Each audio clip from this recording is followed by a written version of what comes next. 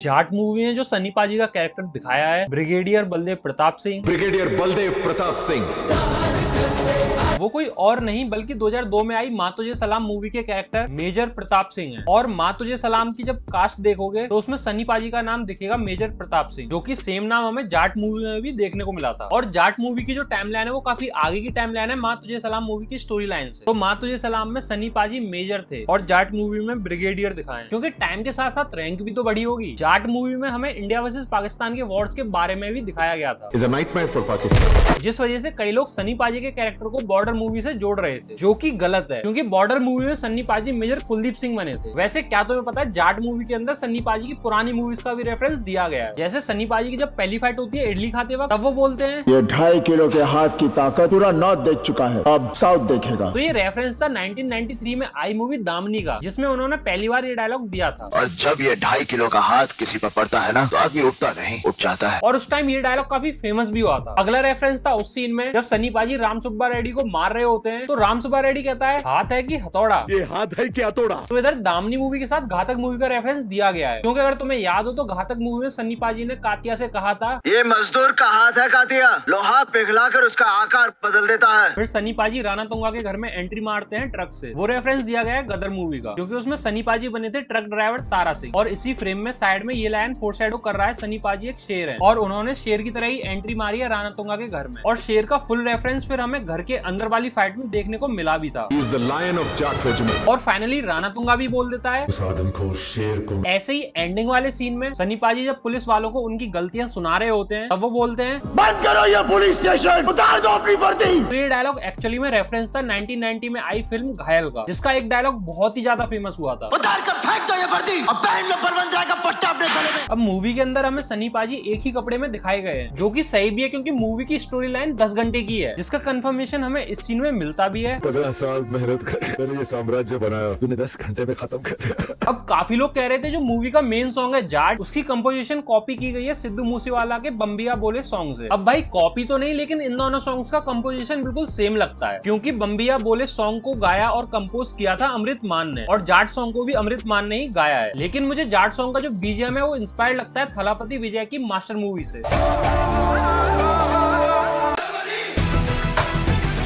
Movie में काफी सारी माइनर्स डिटेल भी थी, जैसे कि स्टार्टिंग की फाइट में जब ये गुंडा सन्नी पाजी से बचकर कार लेके भाग रहा होता है, तो सन्नी पाजी उसकी कार एक हाथ से रोक लेते हैं। उसी के नेक्स्ट फ्रेम में इधर लिखा देखते हैं अलर्ट फॉर पावर ब्रेक, जो कि फोरशैडो कर रहा था सन्नी पाजी के 2.5 किलो के हाथ की पावर को, कि उन्होंने अपने हाथ से ही पावर ब्रेक लगा दी है। लास्ट पुलिस स्टेशन वाले सीन में कांस्टेबल का नाम मुश्ताक खान था, जो कि इनका रियल नेम भी यही है, मुश्ताक खान। सन्नी पाजी का जेल में ड्रेस कोड था 666, जो कि एक डेविल नंबर होता है। अब इस जेल में सन्नी पाजी एक डेविल बन के गए थे उन गुंडों के लिए। राणा तुंगा को रावण की तरह फोरशैडो किया गया है, खासकर इस सीन में तो इसके 10 सर भी दिख जाएंगे, प्लस इसके घर के बाहर भी रावण जैसे राक्षस का ही मुंह लगा हुआ है। राणा तुंगा की वाइफ को एक स्नेक की तरह फोरशैडो किया गया है। स्नेक वो शांत और चालाकी से अपना शिकार करने में माहिर होता है। सेम कैरेक्टरिस्टिक शोकेस की है राणा तुंगा की वाइफ ने। अब राणा तुंगा अगर रावण है तो सन्नी पाजी को एस श्री राम पोर्ट्रेट किया गया है, जिसका रेफरेंस भी दिख जाएगा मूवी में। अब इसमें भी एक डिटेल ये है, राणा तुंगा आया था श्रीलंका से, जो रावण की धरती है, और सन्नी पाजी आ रहे थे अयोध्या से, जो कि श्री राम जी की भूमि है। वैसे मूवी की स्टार्टिंग में ही डायरेक्टर ने एक बेहतरीन डिटेल छोड़ी है। तो जब श्रीलंका के इस सीन में यहाँ श्रीलंकन मिलिट्री जा रही होती है, तो उनके व्हीकल पर कुछ लिखा हुआ है, जिसको मैंने ट्रांसलेट करके देखा तो मुझे पता लगा ये सिन्हलीज लैंग्वेज में 80 लिखा हुआ है, जो कि एक ओल्ड लैंग्वेज है श्रीलंका की। आई मीन डायरेक्टर चाहता तो एक नॉर्मल नंबर डाल के छोड़ सकता था, जो कि कई डायरेक्टर करते भी हैं, लेकिन सैल्यूट है भाई इतनी डीप डिटेलिंग को। जब राणा तुंगा की झूठी आइडेंटिटी बनाई जा रही होती है, तब इस फ्रेम में इधर डेट है 2 जुलाई 2009, जो कि परफेक्टली मैच करती है रनिंग टाइमलाइन से। प्लस हमें इधर राणा तुंगा के फादर का नाम भी दिख जाएगा, जो कि है वरदराज राणा तुंगा। इधर राणा तुंगा का क्लोजअप आइडेंटिटी शॉट दिखाया है, और इसके बैग में government of Andhra Pradesh identity certificate दिख जाएगा। और इसी में सबसे अच्छी डिटेल, जब सीबीआई ऑफिसर मोटूपल्ली आ रहा होता है, तो उसे राणा तुंगा की यही आइडेंटिटी सर्टिफिकेट दिखाई जाती है। और इस पर अगर ध्यान दो तो ये काफी फेड और पुराना दिख रहा है, जो कि एक परफेक्ट डिटेल है, क्योंकि राणा तुंगा को काफी टाइम भी तो हो गया यहाँ पर रहते हुए। इस फ्रेम में इधर कुरियर कंपनी का नाम GTGC लिखा हुआ है, लेकिन ये रियल में GTGC नहीं DTDC होता है, जो कि रियल लाइफ में एक डिलीवरी पूरी कंपनी ऑलरेडी एग्जिस्ट करती भी है। मूवी में उसका प्रमोशन हो जाता है या कंपनी केस भी कर सकती थी अगर उससे परमिशन नहीं ली जाती तो, इसीलिए डायरेक्टर ने DTDC की जगह GTGC कर दिया है। अब इस पार्सल में लोगों ने मदद बुलाने के लिए अपनी उंगली काट के भेजी होती है, तो इधर बॉक्स के बाहर की साइड भी ब्लड मार्क्स नोटिस कर सकते हैं। अब इस बॉक्स में जो लेटर होता है वो लिखा होता है एक बच्ची ने। अब इसमें अच्छी बात यह है कि इस लेटर पर हैंडराइटिंग भी रियल में एक बच्ची की ही है। अब कुछ लोग कहेंगे इससे बुरी हैंडराइटिंग तो मेरे दोस्त की है। फिर मूवी में हमें दिखाई जाती है रानातुंगा की माँ, जिनके कान थोड़े से स्ट्रेस दिखाए हैं। ये चीज बहुत ही प्यारी डिटेल शोकेस करती है। तो श्रीलंका की सिन्हेलिस्ट ट्रेडिशन में ये चीज कॉमन है। वुमेन ईयर्स में गोल्ड की हैवी इयररिंग्स डालती हैं और विद द टाइम उनके ईयर स्ट्रेस्ड हो जाते हैं, जो कि इंडिकेट करता है वुमेन की ब्यूटी स्टेटस और मैच्योरिटी को। इसी वजह से इस पर्टिकुलर फ्रेम में अम्मा जी थोड़ी धाकड़ फील हो रही है। और जैसा हमें पता है रानातुंगा ने काफी गोल्ड चुराया था, जिसमें से उसने अपनी माँ के लिए इयररिंग्स बनाई होंगी, क्योंकि फ्लैशबैक में जब उसकी माँ दिखाई जाती है तो उन्हें श्रीलंका से लाता है, तब इनके ईयर्स में गोल्ड की इयररिंग्स नहीं होती, सिंपल इयररिंग्स होती हैं। अच्छा, जब रानातुंगा और सनी पाजी एक दूसरे पर गन तान के खड़े होते हैं तब रानातुंगा की वाइफ कुछ कहती है जिस वजह से फाइट रुक जाती है। तो मैं तुम्हें बताना चाहूंगा, उसने कहा था गुस्से में कोई गलत डिसीजन मत लो, हमारे पास एक काम है करने को, इसे जाने दो, हम इसे बाद में डील कर लेंगे। फिर जब सनी पाजी उन लेडी ऑफिसर्स को लेके भाग रहे होते हैं तो इस सीन के VFX मुझे काफी ज्यादा बेकार लगे। मतलब लिटरली पीछे बाइकर्स की ग्रीन स्क्रीन क्लियरली विजिबल हो जाएगी और सनी पाजी की परफॉर्मेंस भी क्लियरली अलग से दिख जाएगी। अगर मिस्टेक की बात हो ही गई है तो इस पुलिस स्टेशन वाले सीन में ये ऑफिसर अपने फोन में BGMI खेल रहा है। अगर ध्यान दो तो इस पर सिर्फ पिस्टल है और सामने कोई नहीं है, लेकिन ये फायर कर रहा है बुरी तरह।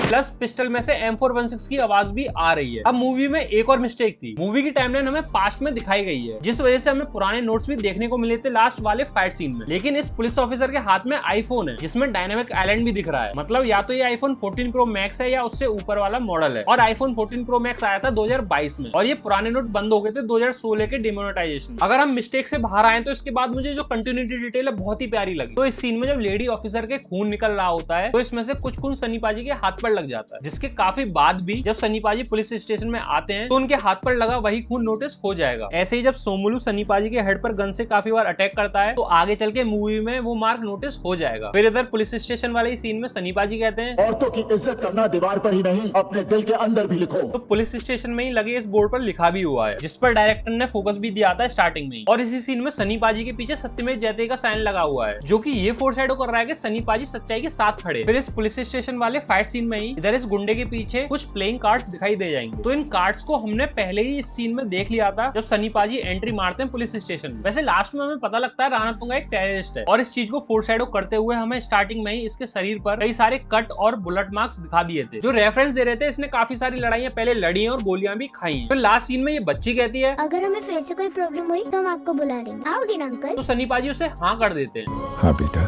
ये एक्चुअली में एक हिंट थी जाट 2 मूवी की, हमें आगे चल के जाट का सेकंड पार्ट देखने को मिल सकता है। फिर मूवी के बिल्कुल लास्ट में लिखा आता है don't fear when Jat here. वही मैं कह रहा हूँ, don't fear when Jat here. इस वीडियो को बनाने में मुझे 4 दिन लगे, क्योंकि मैंने इस मूवी को कई बार ध्यान से देखा था और उनमें से डिटेल्स निकालने में, रिकॉर्ड करने में और एडिट करने में काफी मेहनत लगती है। तो इस वीडियो को 1 लाइक तो दे ही देना। और तुम बताओ तुम्हें इस वीडियो में कौन सी डिटेल सबसे ज्यादा अच्छी लगी, या फिर तुमने क्या नोटिस किया जो मैंने मिस कर दिया। वैसे मैंने और भी मूवीज की हिडन डिटेल्स पर वीडियो बना रखी है, जो कि तुम इस प्लेलिस्ट को टैप करके देख सकते हो। तब तक के लिए मिलते हैं अगली वीडियो में। Tata bye bye.